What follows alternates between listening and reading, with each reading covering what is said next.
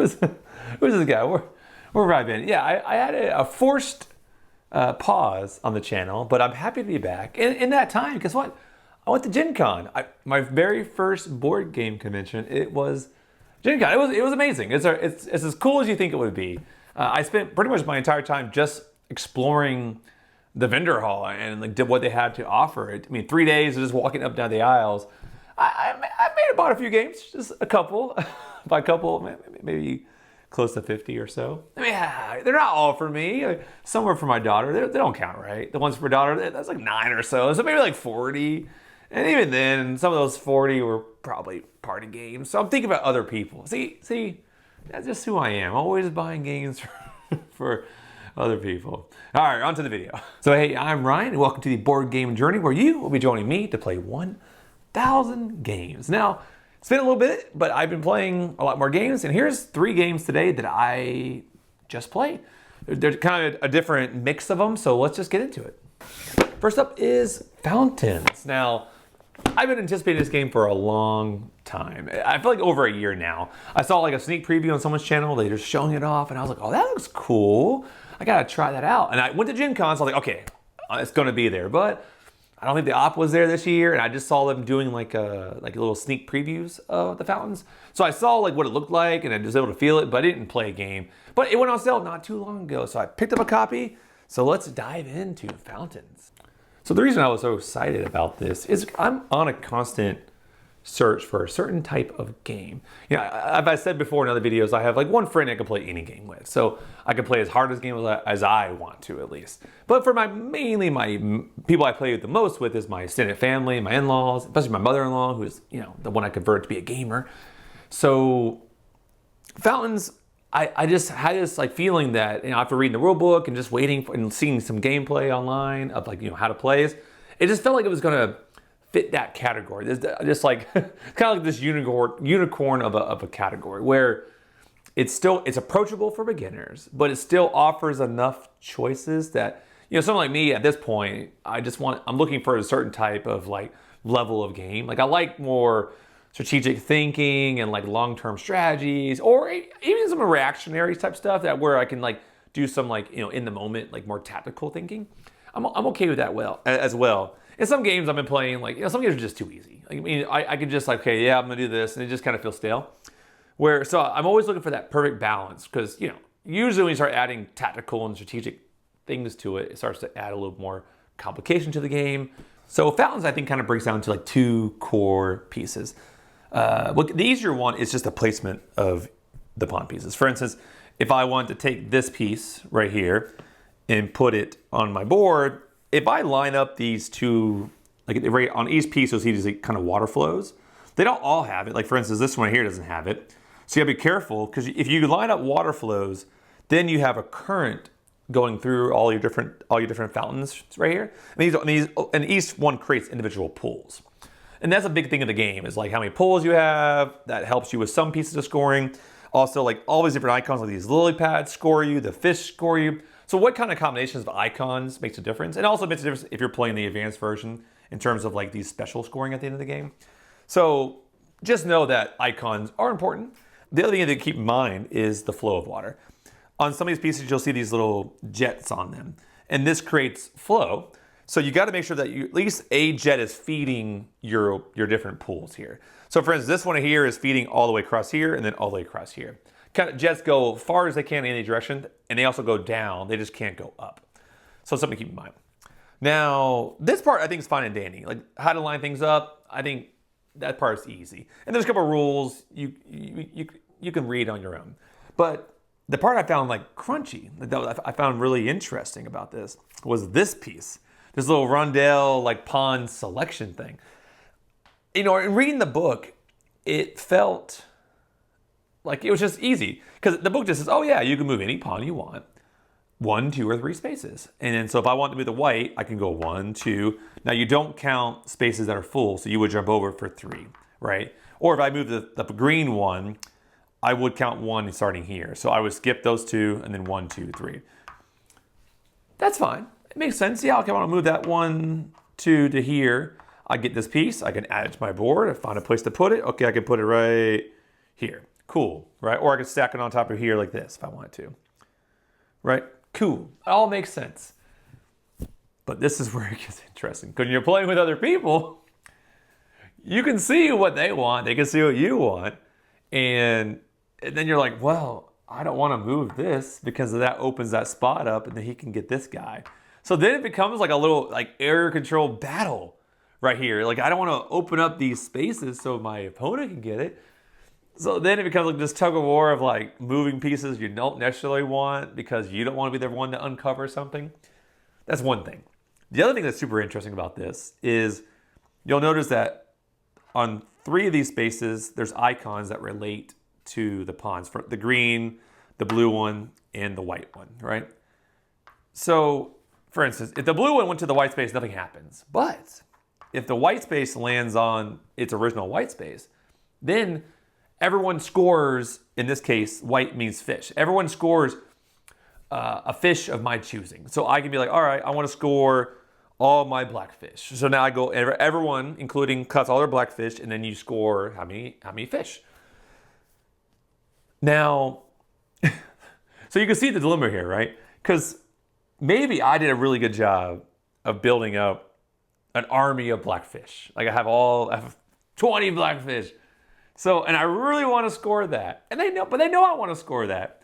So during the game, everyone constantly keeps that blocked with other pawns, and it just makes it, so that tension was tough. So, and then the same thing applies for the green and the blue. For instance, the green, you score like all your lily pads, and then the blue, you score how many pools you have. So if I have like a lot of pools, in this case, I have 1, 2, 3, 4, 5, 6, 7, 8, 9, 10, 11, 12. That's 12. And I think the pools is more like if you have the most pools, if you're playing like a 3-player game, you have the most pools, you score 10 points, and if you have the second most, you score this, and so on and so forth. But in a 2-player game, it's like you score 7 points or 0. And I was playing a 2-player game with my buddy. So if I can just keep scoring 7 points, I mean, that's a lot of points that add up pretty quick. So anyways, this part, playing with just 2 of us especially, and I can't vouch for this game in terms of like 3 and 4 players, maybe it's more chaotic, but at least 2 players, like you're well aware of what the person wants. It made it really interesting. Next up is Rumble Nation. Now, I'm not gonna lie, when I first heard about this game, kind of thought it was a wrestling game, but it is anything but that. Definitely not wrestling. I mean, there's definitely some fighting going on, but that's about it. I mean, what a cool game. Every once in a while I play a game that just I don't know much about, and I play it and I'm like, that was so much fun. And this is this game. I don't play a game back to back, but this game we played it once and immediately played again. Mainly because I beat everyone horribly and I just destroyed everybody. They wanted revenge on me, so we played again, but I might have won that game too. Your boy's a Rumble Nation champion right now. I mean, granted I only played 2 times, but I'm a champion nonetheless. So Rumble Nation is 2 phases. The first phase, everyone takes turns placing out their little soldiers onto the map. And then the game goes into like autopilot where they go through a simulated battle and then you have a winner. So it's like all the work's done up front and then you kick back and relax. But of course the planning, that's the fun part. So I'll give you a quick flavor for the turn. Of course I'm playing blue. What should I do? So I roll my dice. Everyone has 3 dice. Everyone has their own shoulders, their own dice, so it's very efficient. And I think it plays up to 4 players. So when I roll my 3 dice on my turn, I have to just figure out which 2 dice to pair, and then the odd dice out decides how many people I put down. And that's really it. So I'll give you just a little flair of what that looks like. So if I chose, say, these 2, that's a 6 and a 3. So I can go to 9, which is the total of this dice. So 9's here. So since I roll a 3, there's a little legend here. So if I roll a 1 or a 2, I can put down 1 soldier. If I roll a 3 or 4, I can put down 2 soldiers. Or if I roll a 5 or 6, I can put down 3. 3 soldiers. So if I roll a 3 in this case, I can put down 2 soldiers on 9. Of course, I could put the 2 3s together and then go to 6, which is down here. And I have a 6, so I can put 3 at 6. So let's say I go with 9 and I put 2 of my soldiers there. And that's it. My turn's done, and then they would go. Right? So they roll 4, say they roll 2 2s, and they use the 5. So maybe they go to here, so 4, and they put 2. So this could seem like maybe it's just random dice rolls and putting guys out, but once you understand the second phase of how the battle works, you realize here, it really does take some thinking about where the optimal strategy would be. So let's just get to the battle simulation real quick. And here we go. So we all took our turns, and essentially we put out our guys all over the map. Now, that's stage one. Our guys are out. Now, obviously, where you put them and how you put them, we'll go through right now. We'll go through a couple of simulated battles to show you how phase two works. So what phase two is, you start at 2, and then you go ascending order up to 12. So the one thing I didn't say earlier is that these are kind of like the positions you start the battles. Also, they're the points you can earn. So these go from 2 to 12, which is, what you can roll 2 dice. And those get shuffled up and put randomly on the map. So it's nice because it does create very different battle scenarios. Because depending on how these numbers lay out, drastically changes kind of what you want to do. So just to give you a flavor for how it works. So once everyone puts the pieces out, the battle starts. So you go to 2, and then whoever has more soldiers in this case, we'll explain ties in a second, wins the battle. So in this case, I would win 2. So I would get this 2 points. That goes to me. And now, since I won, and it's a 2-player game here. In a 3-player game, this differs. So in a 2-player game, I only put out, these white soldiers are called reinforcements. In a 3 or 4-player, you put out 2. So in this case, I'm just putting out 1. But you put them in every adjacent territory. In this case, these blue lines dictate adjacencies. So I would go here for 1, then here for 1, and then I would go here for 1. So even though I was behind in these 2 areas, I'm now tied. So that will be helpful later. So now 2 is over. Now we go to 3. So I won 3 as well. So I would get these points. And I would put 1 here, adjacent, 1 here, adjacent, 1 here, adjacent. Now here I don't put anything because I don't have any soldiers. These are just reinforcements, but you have to have something there. So that's another thing to consider when you're playing these out. It's interesting because you can feel like, a lot of people can feel like they're going to win because they're 4-1. In this case, 4-2. But, depending on how you surround the area, and that's what I really love about this game, is for dice rolls, for the randomness, you do get a reroll. So you can roll once. If you don't like it, you can reroll. But with 3 dice, especially when they're all different numbers, you do get a lot of things you can do. Like, for instance, with this, a 3, a 1, and a 6, that could be a 9, could be a 4, or it could be a 7. So I get a lot of different options, and these are pretty randomly out there. So you can make pretty optimal, especially with 2 rolls if you want, and you have a lot of options where you can go. So I feel like you can make some good choices here. And it's all about do you try to put out 1 or 2 or 3? Sometimes it's just you can heavily win one area, but since it's central, you're going to spread out reinforcements to other areas. Especially if you're playing 3 or 4 players, you're putting out 2 reinforcements. So that's it. I mean, that's just a quick summary. I mean, cool game. Honestly, I went through a lot of details I just wanted to share with you guys. It's neat. It's a cool game. I always want to say ready to rumble. I know I'll get sued for that. So, Rumble Nation. Next up is Wine Cellar. And this game was a big surprise for me. I remember because I was at Gen Con, I was buying some games, and I saw it on the table, and I was like, oh, yeah, Wine Cellar, it looks familiar. And I just remember something about, we were sommeliers, bidding on wines. And one thing I'm quickly realizing on this journey to play 1,000 games is I am drawn to auction-y type games. I don't like auction as a pure, I don't like that being the only thing. Some games I just feel like I don't like too much bidding. But I like when the bidding is worked into the game as a component, a mechanic of it. So there's been a few games, I'll definitely talk about them later because I'm realizing that's something I do really enjoy.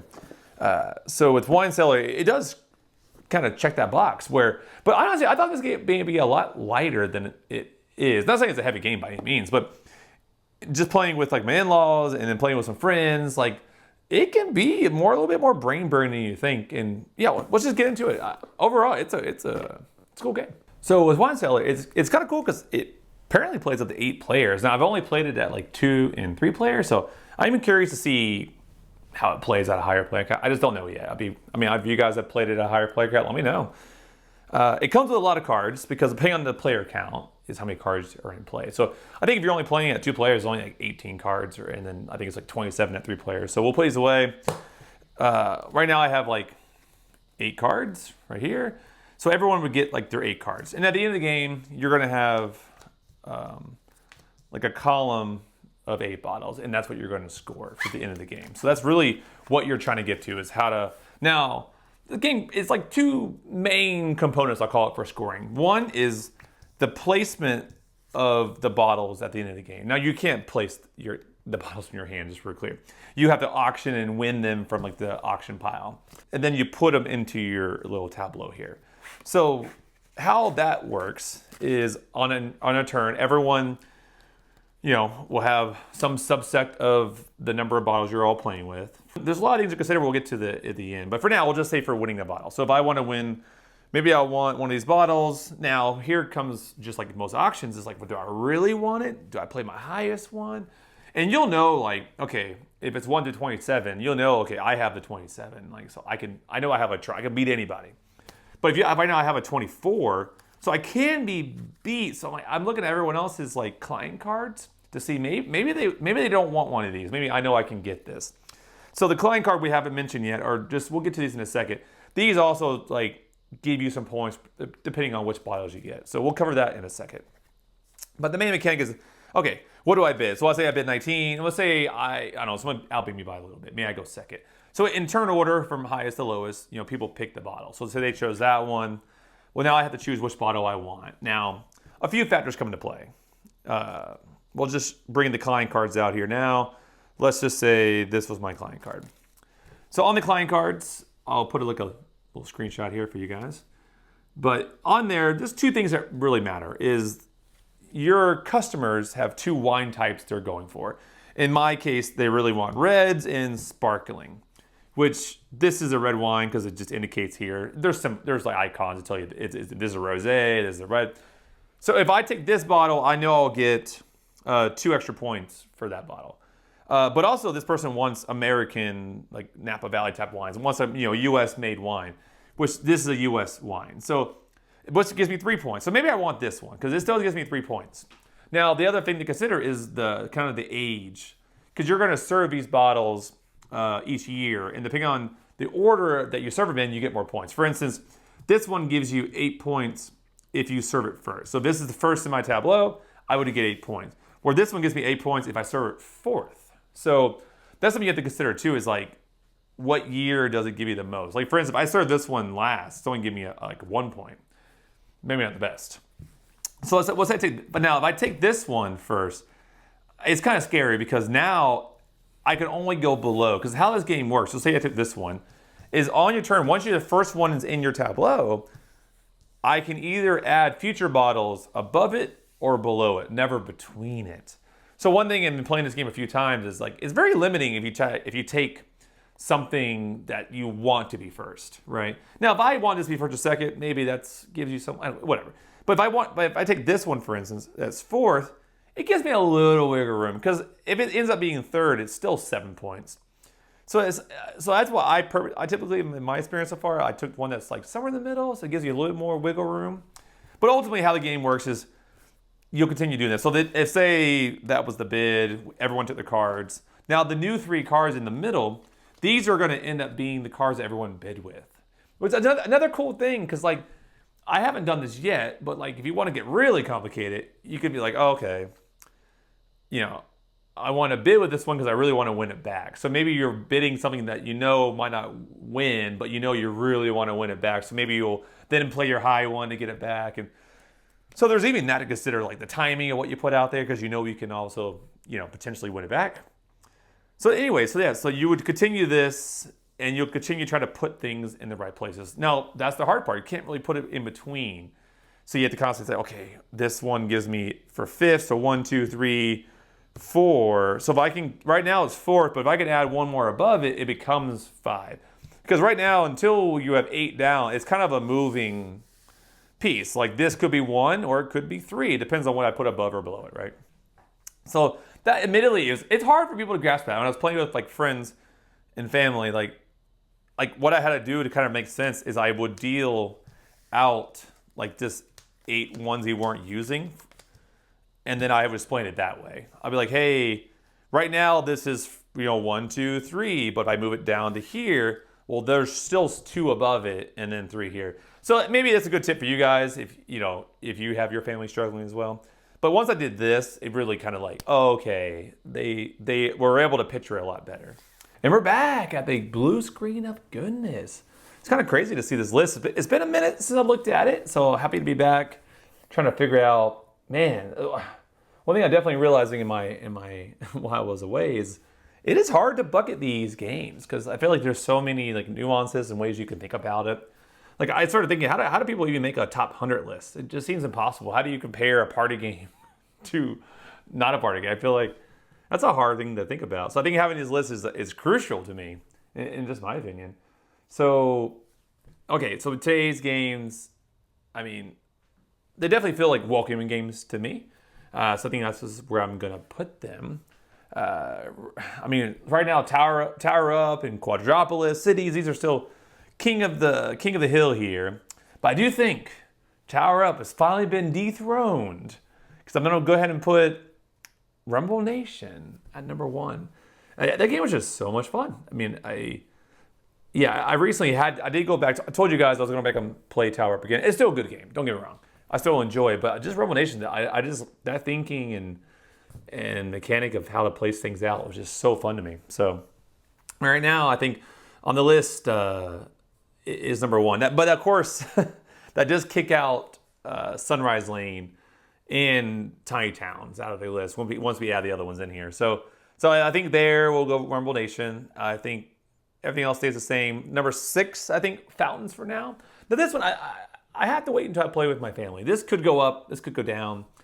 We'll see where that lands. Right now, I'm just putting it at 6 based off my one play with my buddy, but we'll see where that ends up going. I just don't know yet. Now, well, okay, I'll say that for a second. And then last, Wine Cellar. I think that's an 8. Nice. Once again, it's tough because it's like mostly a card game. So I don't know. I almost feel like I almost need a card game bucket. Just feel like, you got your casual games that I don't feel like Wine Cellar fits into that because it's a little bit more thinking than these other casual games. But then I feel like you can have these more complex card kind of based games. But I feel like they just have a hard time competing against, say, like Rumble Nation. You get pieces, you got board, and especially you get like Tower Up, you get like you're building things. It's hard to compete in my mind sometimes with a card game. So for now, we'll leave it there. I very well could make another category. And that's it. I think it's my first list that fill up, actually. We're getting close on casual games, but Tiny Towns and Sunrise Lane, I mean, they're off the top 10 at least. We'll see where they land in the scheme of things if I ever do a top 100 or something like that.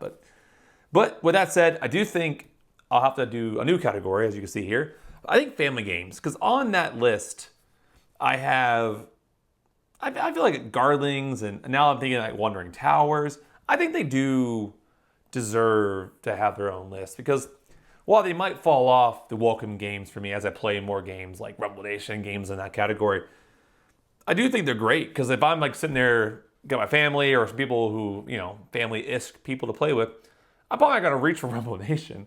I'm probably like, hey, let's play Wandering Towers. It's a great game, right? So I might do another family games list. I think that would be a good one as well.